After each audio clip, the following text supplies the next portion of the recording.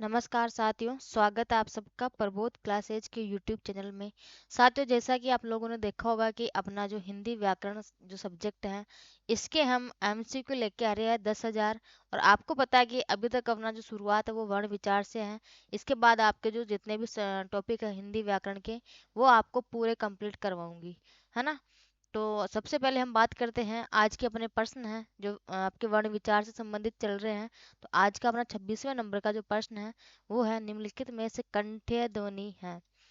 निम्नलिखित में से कंठ्य ध्वनि है। अगर साथियों कंठ्य ध्वनि के बारे में हम बात करते हैं कि ये ध्वनियाँ कौन कौन सी होती हैं, तो जैसे कि अगर आपने मेरी पहली वीडियो देखी होगी तो उसके अंदर हम मैंने सबसे पहले उसमें चार्ट बनवाया था एक, जिसमें आपको कंठ्य ध्वनि, तालव्य ध्वनि, मूर्धन्य ध्वनि, ध्वनियों के बारे में, घोष अघोष वर्णों के बारे में, महाप्राण अल्पप्राण जो कौन से वर्ण होते हैं सबके बारे में मैंने आपको बताया था। तो अगर आपने पहली वीडियो देखी होगी तो आपको ये वाली वीडियो है, इसमें इतना मेहनत मेहनत नहीं करना पड़ेगा, सोचना नहीं पड़ेगा। और अगर आपने पहली वीडियो नहीं देखी है तो आपको थोड़ा यहाँ पे खुद के, अगर आपको पता है तो आप आंसर दे पाओगे, अगर नहीं पता है तो आप पहली वीडियो देखना, फिर उसके बाद कंटिन्यू जैसे दूसरी तीसरी पूरा सिलेबस ऐसे ही देखना, है ना। तो हम बात करते हैं निम्नलिखित में से कंठ्य ध्वनि कौन सी है। अगर साथियों हम बात करते हैं कि उच्चारण स्थान के आधार पर आपको पता है कि आपने ध्वनियाँ कितनी होती हैं, तो 5 होती है। कौन कौन सी? कंठ्य, तालव्य, मूर्धन्य, दंत्य और ओष्ठ्य।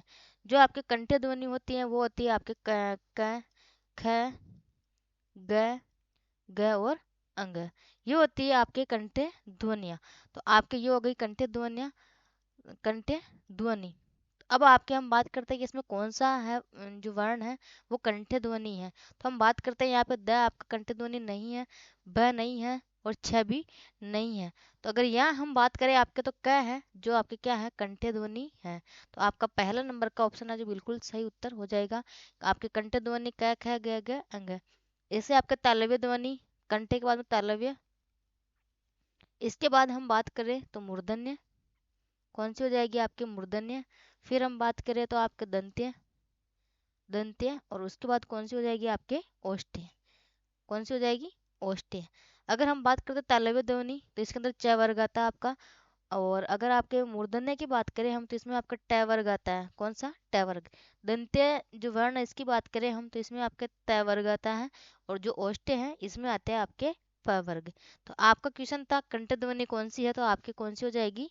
क, जो कि आपकी कंठ ध्वनि है। क, ख, ग, घ, अंग, ये सब क्या है, आपके कंठीय ध्वनियाँ कहलाती हैं। ठीक है। अगले प्रश्न की ओर हम बात करते हैं। 27वें नंबर का प्रश्न है, वे सभी ध्वनियाँ जिनके उच्चारण में स्वतंत्रियों स्वर तंत्रियों के निकट आ जाने से उनके बीच निकलती हवा से उनमें कंपन होता है, कहलाती है। वे कौन सी ध्वनियाँ हैं जिनके उच्चारण में स्वतंत्र तंत्रियों के निकट आ जाने से उनके बीच निकलती हवा से उनमें कंपन होता है? तो वो कौन सी ध्वनियाँ कहलाती है?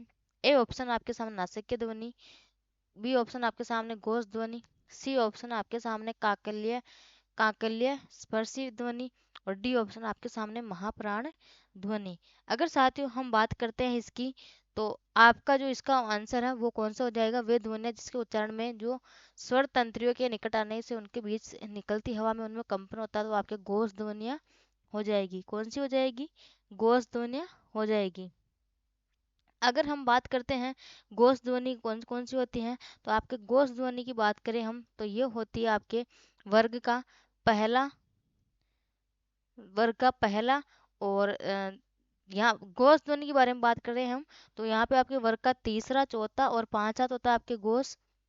तीसरा, चौथा और पांचवा। और पहला और दूसरा के बारे में हम बात करें, ये कौन सी होती है आपके? अघोष। एक तो होता है आपके घोष और एक होता है अघोष। इसको हम सघोष भी कहते हैं। क्या कहते हैं? सघोष। सघोष या फिर घोष ध्वनियाँ कौन सी होती है? वर्ग का तीसरा, चौथा और पांचवा तो हो जाता है आपके घोष, और पहला और दूसरा कौन सा होता था? आपके अघोष होता है। तो आपका इसमें सही आंसर कौन सा हो जाएगा? घोष ध्वनि कहलाती है। तो बी ऑप्शन आपका बिल्कुल सही उत्तर हो जाएगा। इसके बाद अगले प्रश्न की ओर हम बात करते हैं। 28वें नंबर का प्रश्न अपना, द का उच्चारण स्थान है। द का उच्चारण स्थान क्या कहलाता है साथियों? तो अगर मैं बात करूँ आपके ओष्ठ्य, बी नंबर का ऑप्शन आपके सामने कंठ, सी नंबर का ऑप्शन आपके तालु, और डी नंबर का जो ऑप्शन आपके क्या हो जाएगा? दंत। अगर हम बात करते हैं कि ओष्ठ्य, जो ओष्ठ्य वाली जो वर्ण है, तो इसका कौन से होता है? तो ओष्ठ की हम बात करें तो प वर्ग में आपके ओष्ठ्य से जो ओष्ठ्य उच्चारण है वो प वर्ग जो ओष्ठ से होता है। कंठ से बात करते हैं हम तो क वर्ग का, तालु से बात करें हम तो च वर्ग का, और दंत से बात करें हम तो आपका कौन सा हो जाएगा? त वर्ग का। अब हमारे पूछ रहे हैं कि ये ध का उच्चारण स्थान त, थ, द, ध और न। तो आपका जो दंत का जो उच्चारण स्थान है वो ध का उच्चारण स्थान कौन सा हो जाएगा? आपका दंत्य हो जाएगा। तो आपका ऑप्शन नंबर डी है वो बिल्कुल सही उत्तर हो जाएगा। इसके बाद आगे हम बात करते हैं अगला प्रश्न अपना, निम्नलिखित में से कौन से दो वर्ण अयोगवह कहलाते हैं? साथियों यहाँ पे अयोगवह वर्ण की बात हो रही है। किसकी?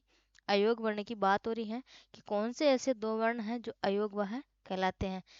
पहला ऑप्शन आपके सामने ए और आ, बी ऑप्शन आपके सामने ए, अंग और री, और सी ऑप्शन आपके सामने आ और अह, और डी ऑप्शन आपके सामने अंग और अह। अगर साथ ही हम अयोगवाह वर्ण की बात करें तो वो जाते हैं आपके अंग और अह, जो कि वर्ण अयोगवाह वर्ण कहलाते हैं। तो आपका डी नंबर का ऑप्शन बिल्कुल सही उत्तर हो जाएगा।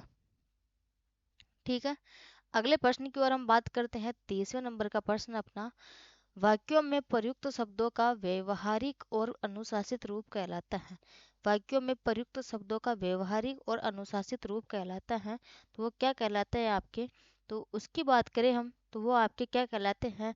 पहला ऑप्शन आपके सामने अक्षर, दूसरा ऑप्शन आपके सामने पद, सी ऑप्शन आपके सामने वर्ण, और डी ऑप्शन आपके सामने शब्द।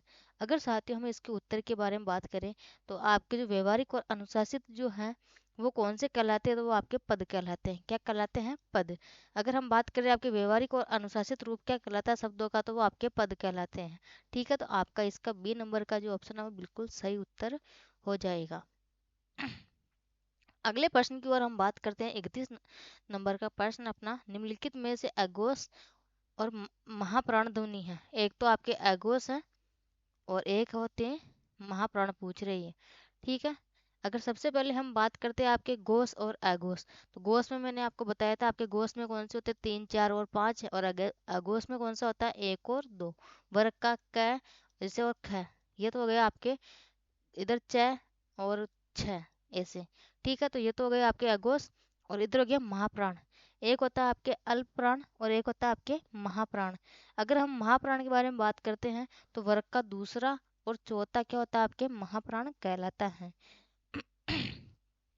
यहाँ हम बात करते हैं दूसरा और चौथा, तो आपके यहाँ इधर क ख हो जाएगा एक तो, और ग ये हो जाएगा आपके। ठीक है, अब हम ऑप्शन में बात करते हैं कि अपने ऑप्शन में है ना या तो क होना चाहिए या ख होना चाहिए, और इधर आपके ख और ग होना चाहिए। तो ऐसा कौन सा ऑप्शन दिख रहा है आपके? इसमें ख दिख रहा है, तो ख आपका ऑप्शन है जो बिल्कुल सही उत्तर हो जाएगा। ड आपका जो है ना तो अघोष है और ना ही आपके महाप्राण है, क्योंकि ये पांचवा वर्ग है। और क के बारे में हम बात करते हैं, क आपके अघोष तो है लेकिन आपके महाप्राण नहीं है। क आपके अघोष है लेकिन महाप्राण नहीं है, ये महाप्राण नहीं है आपके, है ना। तो सी ऑप्शन भी कट जाएगा।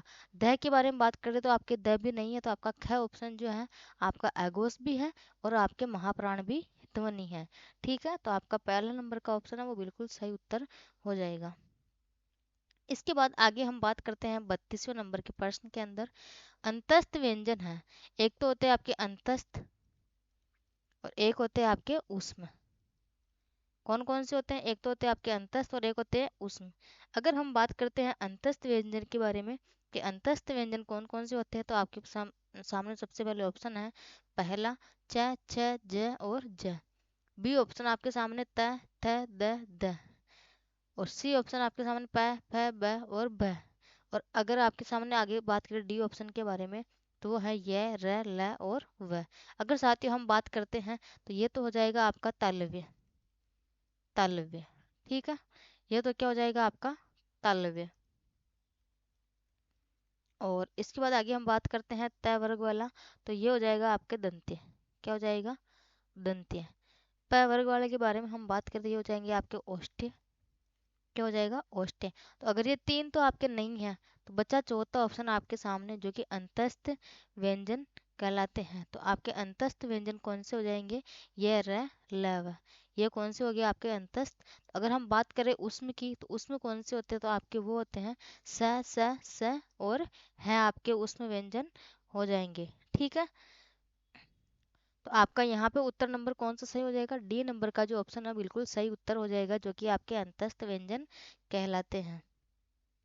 इसके बाद अगर हम आगे बात करें, तो आगे हम बात करते हैं इसके, अगला प्रश्न है अपना 33 नंबर का। एक में तालव्य ध्वनियों का प्रयोग हुआ है। एक में, इन चार ऑप्शनों में से किसी एक में जो है जो तालव्य ध्वनि का प्रयोग हुआ है। अगर हम बात करते हैं सबसे पहले तालव्य ध्वनि कौन सी होती है, तो कंठ्य और तालव्य। तो कंठ्य में क वर्ग और तालव्य में हम बात करें, कंठ्य में क वर्ग और तालव्य में हम बात करें तो कौन सा आ जाता है अपने च वर्ग। अब हम बात करते हैं छ, ज, ज और य, ये हो जाएंगे आपके तालव्य ध्वनियाँ। अब पापा में हम बात करें, पापा, तो इसमें आपके तालव्य ध्वनि नहीं है। मामा में नहीं है, बाबा में प फ ब नहीं है। अगर हम बात करें चाचा में, तो च तालव्य ध्वनि है, तो आपके चाचा कौन सी हो जाएगी? तालव्य ध्वनिया का प्रयोग दोनों में ये जो है आपके डी ऑप्शन में हुआ है। तो आपका डी नंबर का जो ऑप्शन है बिल्कुल सही उत्तर हो जाएगा। ठीक है, अब इसके बाद अगले प्रश्न की ओर हम बात करते हैं।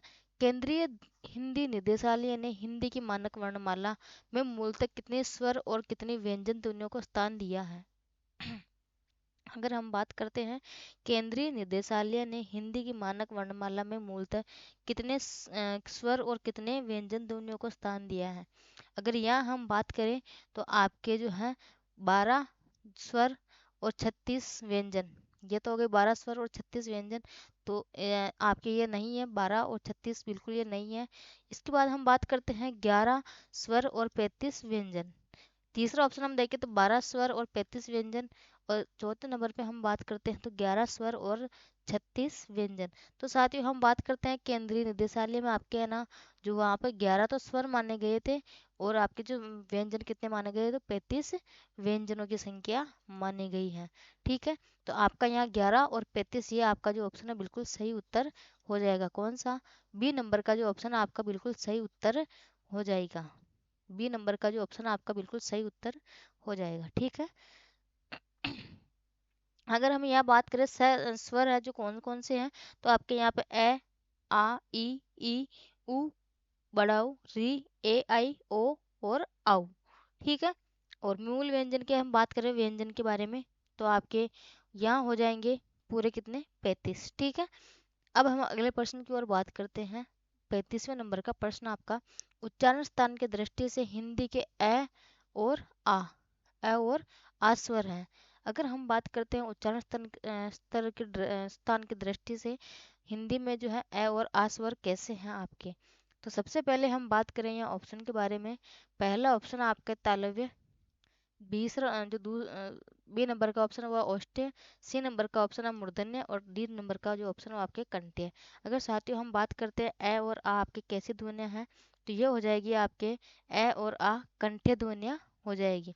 कंठ्य ध्वनि में कौन कौन सी ध्वनियाँ आती है? एक तो आपके ए आता है, एक आपके आ आता है, इसके बाद हम बात करते हैं क वर्ग पूरा आता है, और इसके बाद आगे हम बात करते हैं आपके तो एक है आता है, और एक कौन सा आता है आपके अंग। ये आपके जो है वो कंठ्य ध्वनियों के अंदर आते हैं। ठीक है, तो आपके कंठ्य ध्वनि कौन कौन सी हो जाएगी? ए, आ, क वर्ग, है और अंग। ठीक है, तो आपका डी नंबर का ऑप्शन है जो बिल्कुल सही उत्तर हो जाएगा। अगले प्रश्न की ओर हम बात करते हैं, सभी स्वर होते हैं। सभी स्वर कैसे होते हैं साथियों? सभी स्वर होते हैं दीर्घ, महाप्राण, सी ऑप्शन है एगोस, और डी ऑप्शन आपके सामने अल्प प्राण। अगर साथियों हम यहाँ बात करें कि सभी स्वर कैसे होते हैं, तो सभी स्वर होते हैं आपके अल्प प्राण। कैसे होते हैं? अल्प प्राण होते हैं सभी स्वर आपके। कैसे होते हैं? अल्प प्राण। अगले प्रश्न की ओर हम बात करते हैं। 37वें नंबर का प्रश्न अपना, निम्नलिखित में से कौन सा वर्ण घोष महाप्राण है? एक तो घोष है और एक क्या है? महाप्राण है। अगर हम यहाँ बात करें, आपके घोष भी हो और महाप्राण भी हो, ठीक है, तो हम यहाँ पे बात करते हैं साथियों आपके जो वर्ण दिए गए हैं। पहला ऑप्शन आपके सामने स, बी ऑप्शन आपके सामने स, सी ऑप्शन आपके सामने श, और डी ऑप्शन आपके सामने कौन सा हो जाएगा? है। अगर साथियों हम बात करते हैं यहाँ पे आपके श, तो ये हो जाएगी आपकी कौन सी? उष्म उष्म व्यंजन, ये तो कौन से हो जाएंगे आपके उष्म व्यंजन। अंतस्थ कौन से होते हैं, तो ये एरर लव है, और उसमें कौन से हो जाएंगे आपके श है। तो आपके ये तो सारे तो है उसमें व्यंजन, ठीक है।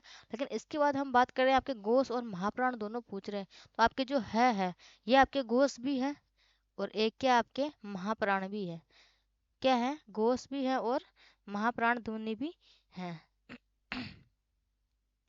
अब इसके बाद आगे हम बात करते हैं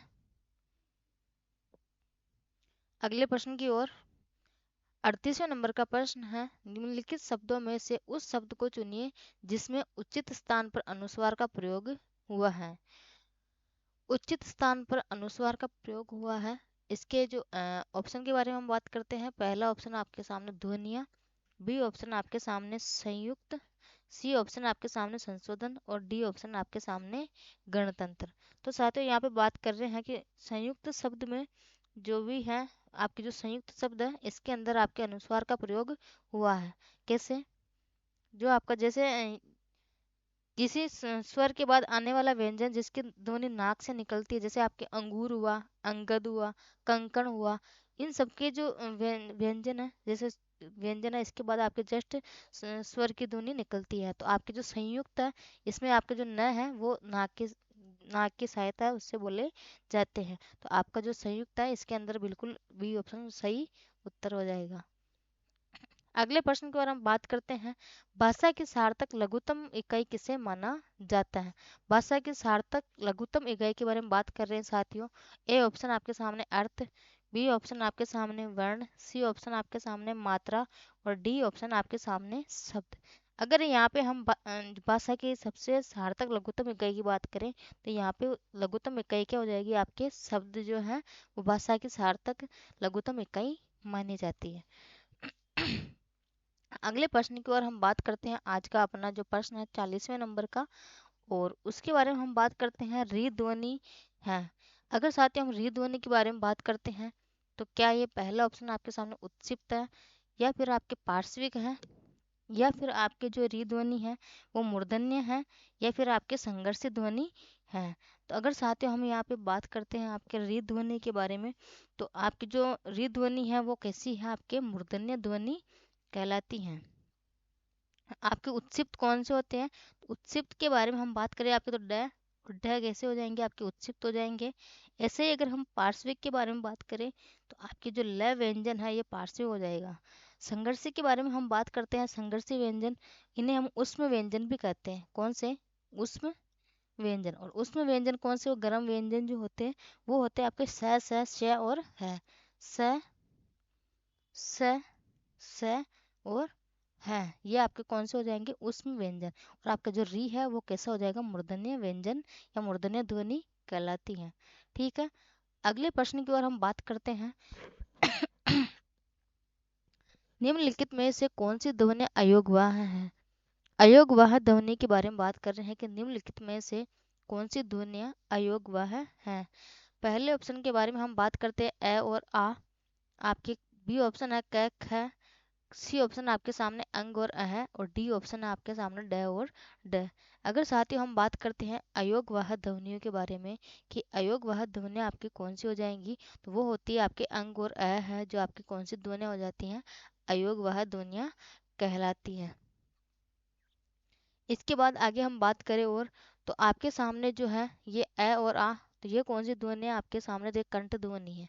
कौन सी है, कंठ ध्वनि। अगर इसके बाद आगे हम बात करें क और ख, तो ये भी आपकी कंठ ध्वनि कहलाती हैं। कौन सी, कंठ ध्वनि। अगर ड और ढ के बारे में हम बात करते हैं तो ये आपकी कौन सी हो जाएगी, उत्सिप्त। कौन सी हो जाएंगे, उत्सिप्त व्यंजन। और आपके अंग जो अह है ये दोनों कौन से हो जाएंगे, आपके अयोगवाह ध्वनियाँ कहलाती हैं। तो आपका सी नंबर का जो ऑप्शन है बिल्कुल सही उत्तर हो जाएगा। अगले प्रश्न की ओर हम बात करते हैं, अधिक प्रयत्न से उच्चारित होने वाले व्यंजन कहलाते हैं। अधिक प्रयत्न से उच्चारित होने वाले व्यंजन क्या कहलाते हैं, आपके सायास व्यंजन कहलाते हैं, या फिर सुदीर्घ व्यंजन कहलाते हैं, अल्प प्राण कहलाते हैं, या फिर आपके महाप्राण व्यंजन कहलाते हैं। अगर साथियों हम इसके बारे में बात करें आपके कि अधिक प्रयत्न से उच्चारित होने वाले व्यंजन क्या कहलाते हैं, तो आपके ये कहलाते हैं आपके महाप्राण व्यंजन कहलाते हैं। क्या कहलाते हैं? महाप्राण व्यंजन, यानी कि आपका डी नंबर का जो ऑप्शन है वो बिल्कुल सही उत्तर हो जाएगा। कौन सा? डी नंबर का जो ऑप्शन आपका महाप्राण व्यंजन, तो ये बिल्कुल सही उत्तर हो जाएगा आपका। ठीक है, इसके बाद अगर आगे हम बात करें आपके, अगला प्रश्न है 43वें नंबर का प्रश्न है, कौन से वर्ग में औष्ठ्य वर्ण है? औष्ठ्य वर्ण के बारे में बात कर रहे हैं साथियों। अगर हम औष्ठ्य वर्ण के बारे में बात करते हैं, सबसे पहले य, र और स। क्या क्या?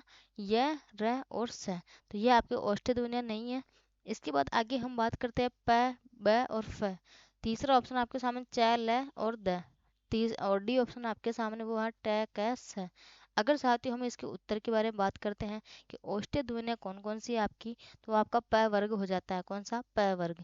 और प वर्ग में आपके प, फ, ब, म, ये आपके जो पांचों वर्ण व्यंजन है, ये आपके औष्ठ्य ध्वनियां कहलाती हैं। ठीक है, तो आपका यहाँ पे बी नंबर का जो ऑप्शन है बिल्कुल सही उत्तर हो जाएगा। अगले प्रश्न के बारे में हम बात करते हैं, कौन से वर्ग में सभी वर्ण अल्प प्राण व्यंजन है? कौन सा वर्ग है जिसमें सभी वर्ण हैं जो कि आपके अल्प प्राण व्यंजन है? अगर हम सबसे पहले नंबर के ऑप्शन के बारे में बात करें, तो यहाँ पे आपके द, श, थ और ण, ये आपके अल्प प्राण है। आपके सामने बी ऑप्शन है क, च, ट और त। सी सी नंबर का ऑप्शन आपके यहाँ पे सी और यहाँ पे डी है, तो सी नंबर का ऑप्शन आपके सामने ख, च, द और फ। और डी नंबर का ऑप्शन आपके सामने ग, छ, व और न। अगर साथियों हम इसके बारे में बात करते हैं आपके अल्प प्राण और महाप्राण, तो आपको पता है कि अल्प प्राण और महाप्राण, तो आपके यहाँ पे अल्प प्राण कौन सा हो जाएगा? आपके जो वर्ग का पहला, तीसरा, पांचवा है वो अल्प प्राण कहलाता है। पहला, तीसरा और पांचवा। और महाप्राण कौन सा होता है? आपके दूसरा और चौथा महाप्राण है। और पहला, तीसरा, पांचवा आपके क्या कौन से हो जाएंगे? अल्प प्राण। अब हम यहाँ बात करते हैं आपके अल्प प्राण व्यंजन के बारे में। तो आपका जो ये ऑप्शन है, आपका ऑप्शन नंबर आपका जो है क, च, ट और त और प, ये कौन सा हो जाएगा? आपका अल्प प्राण, जो कि आपके पहला वर्ग है। पहला वर्ग कौन सा? व्यंजन का पहला वर्ग है वो आपका अल्प प्राण कहलाता है। क, च, ट, त और प।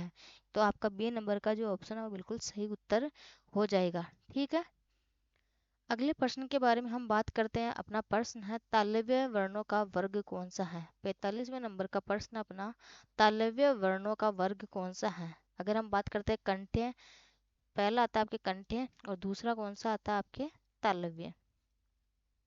कंठ्य के बारे में हम बात करें आपके, तो क वर्ग, और तालव्य के बारे में हम बात करें तो आपके च वर्ग। तो ये बोल रहे हैं, क्वेश्चन पूछ रहा है कि तालव्य वर्णों का वर्ग कौन सा है। तो हम यहाँ बात करते हैं आपके तालव्य जो वर्ग उसके वर्णों के बारे में। तो आपके तालव्य वर्ग के जो वर्ण हो जाएंगे वो हो जाएंगे आपके, एक तो ई ई ई, आपके तालव्य वर्ग में जो है साथियों ई आता है एक तो। उसके बाद आपके च वर्ग आता है। कौन सा? च वर्ग। और इसके बाद आगे हम बात करते हैं आपके, तो एक य आता है और एक श आता है। ठीक है, ये कौन से व्यंजन है जो आपके तालव्य व्यंजन, जो तालव्य वर्ण है, ध्वनि है, उसके अंदर आपके ये वाले वर्ण आते हैं। अब हम यहाँ पे बात करें कि कौन सा ऑप्शन अपना अपना है जो ऐसा है जो तालव्य वर्णों का है। पहला ऑप्शन आपके सामने क, ड और ण। बी ऑप्शन आपके सामने ब, ल और ब। सी ऑप्शन आपके सामने स, च और ई। और डी ऑप्शन आपके सामने थ, व और स। अगर साथियों हम यहाँ बात करें आपके, तो यहाँ पे कौन सा ऑप्शन है जो आपके सही हो जाएगा? तो यहाँ पे आपका ऑप्शन नंबर सी है।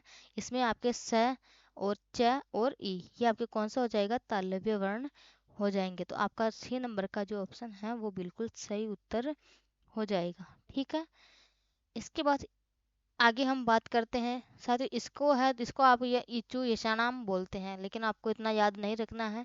वो जब आप पूरी व्याकरण की क्लास देखोगे तभी आपको ये चीज़ समझ में आएगी। अगले प्रश्न की तरफ हम बात करते हैं। आज का अपना अगला प्रश्न है, अगला प्रश्न है अपना, एक मिनट अगले प्रश्न की ओर। ठीक है साथियों, आज के अपने प्रश्न जो है यहीं तक ही है।